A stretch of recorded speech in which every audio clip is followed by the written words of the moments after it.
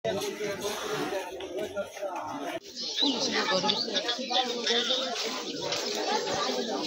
মনে হয় কে করতে পারে হত্যাকাণ্ড? এটা ওর বক্তব্যে যতটুকু বুঝলাম যে ওর বোন জমাই করছে বিষয়টা। ওর বক্তব্য ওর নাম নিয়ে বলেন। স্বামী তোমার নাম কি? জাহিদ। হচ্ছে সকাল 7টায় আমার বাড়িতে লোক গিয়েছে। লোক যাওয়ার পর আমি আমার আনসাইনে দেখে কাঠের উপরে দুটা লাশ। মেয়ে মানুষ, যার মেয়ের নাম হচ্ছে। আসসালামু আলাইকুম, আমি রানিং মহিলা মেম্বার বলছি।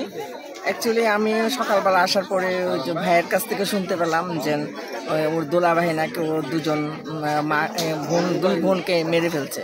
তো কি জন দুইটা বোনকে একসাথে হত্যা করা হয়েছে। এই যে বড় বোনের হাজব্যান্ড, সে পলাতক আছে, তাকে আমরা দিতে পারার জন্য অলরেডি আমাদের টিম নেমে গেছে। এবং অজ্ঞাতকে কি কারণে হত্যা করছে আসলে এটা এখনো কেউ বলতে পারতেছে না। গত রাত্রে 11টা থেকে আজকে ভোর 5টার মধ্যে যে কোনো সময় দুই বোনকে হত্যা করে সে পলাতক হয়ে যায়। আর লাশের ময়না তদন্তের জন্য আমরা শুরুকাল রেডি করেছি অলরেডি, এবং ময়নাতদন্তের জন্য ব্রাহ্মণবাড়িয়া সদর হাসপাতাল মর্গে প্রেরণ করা হচ্ছে। অভিযোগ সাপেক্ষে আইনগত ব্যবস্থা গ্রহণ করা হবে।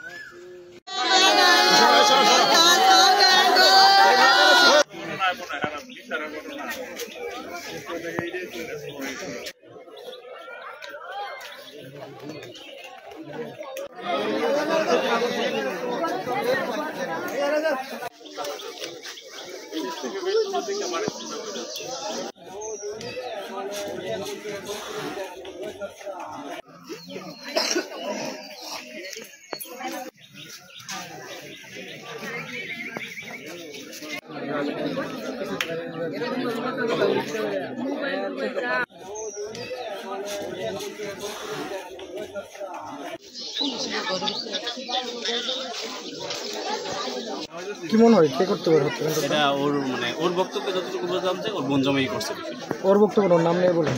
স্বামী তোমার নাম কি? জাহিদ। হচ্ছে সকাল 7টায় আমার বাড়িতে লোক গিয়েছে। লোক যাওয়ার পর আমি আমার আনসাইনে দেখে কাঠের উপরে দুটা লাশ। মেয়ে মানুষ, যার মেয়ের নাম হচ্ছে।